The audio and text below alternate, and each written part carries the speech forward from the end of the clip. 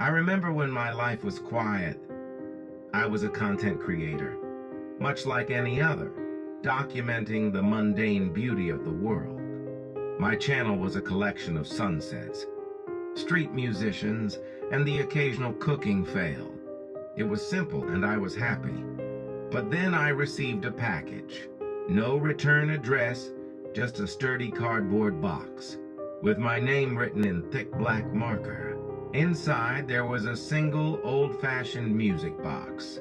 It was intricate, made of dark wood and covered in strange, flowing script that looked like some ancient language.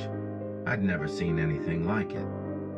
When I wound the key, it played a hauntingly beautiful melody, a tune that seemed to echo in the corners of my small apartment. It was mesmerizing, a melody that made me feel a strange sense of nostalgia, as if I'd heard it before, but in a life I couldn't quite place. I decided to feature the music box in a video. I titled it "The Mystery in the Box," and the response was overwhelming. People were fascinated. They speculated about its origins, about the script and the melody. My subscriber count soared. I was thrilled. I thought I had struck gold. But then the quiet began to crumble. It started with small things. A creak in the floorboards when I knew I was alone. A cold draft in a room with no windows.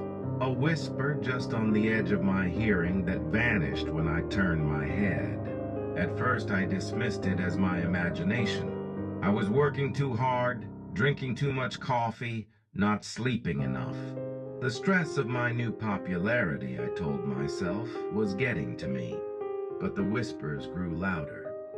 They weren't just random sounds anymore. They were words.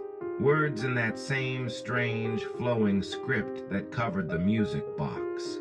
I couldn't understand them, but they felt heavy, like a lead weight, pressing down on my chest. I tried to stop playing the music box, to hide it away in a drawer, but it would be wound again. The key, turning all on its own, the haunting melody filling my apartment. And the whispers would start, more frequent now, more insistent. They were in my head, a constant buzzing, a symphony of unspoken words. I started to sleep with the lights on, the glow from my lamp, a fragile shield against the encroaching darkness. But the shadows would shift, stretching and twisting into grotesque shapes that seemed to dance in the corner of my eye. I would wake up in the middle of the night, my breath caught in my throat, a cold sweat covering my skin. I became obsessed with finding out the origin of the music box. I spent hours online searching for any mention of the strange script or the melody. I found nothing. I visited old libraries, poring over dusty books on folklore and ancient languages, but it was all in vain.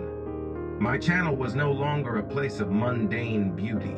It was a chronicle of my descent into madness. I recorded the whispers, the shifting shadows, my growing paranoia. My videos were now titled "The Sounds in the Walls," "The Eyes in the Darkness," "The Haunting of My Own Mind." My subscribers were divided. Some were concerned, urging me to seek help, to throw away the music box. Others were fascinated, demanding more, accusing me of faking it for views. I didn't know who to trust, who to believe. I was alone, trapped in a house that no longer felt like home. One night I was sitting at my desk, the music box playing its melancholy tune, the whispers a cacophony in my head. I was working on a new video, trying to edit the footage of a shadow that had moved across my bedroom wall. And then I felt a hand on my shoulder. I froze, my breath catching in my throat. The hand was cold, so cold, and it gripped my shoulder with an unnatural strength. I could feel the individual fingers, the pressure of them, and a sense of dread washed over me. I tried to turn my head to see who was behind me, but I couldn't move. I was paralyzed, trapped in a nightmare that was now my reality. And then a whisper right in my ear in a voice that was both familiar and terrifying. "We have been waiting for you." I woke up screaming, the melody of the music box still playing in the background, the whispers still buzzing in my head. I was alone in my apartment, but I knew, with a terrifying certainty, that I was no longer truly alone. The music box had unleashed something that had been dormant for centuries, something that was now part of me. My channel is now a testament to my fear, a warning to others who might find a similar box.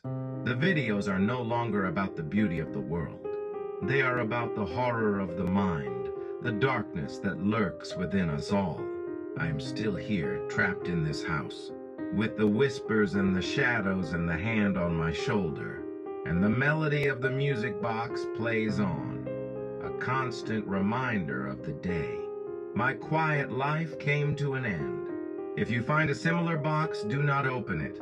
Do not wind the key, for once it begins to play, it never truly stops, and the whispers will find you too.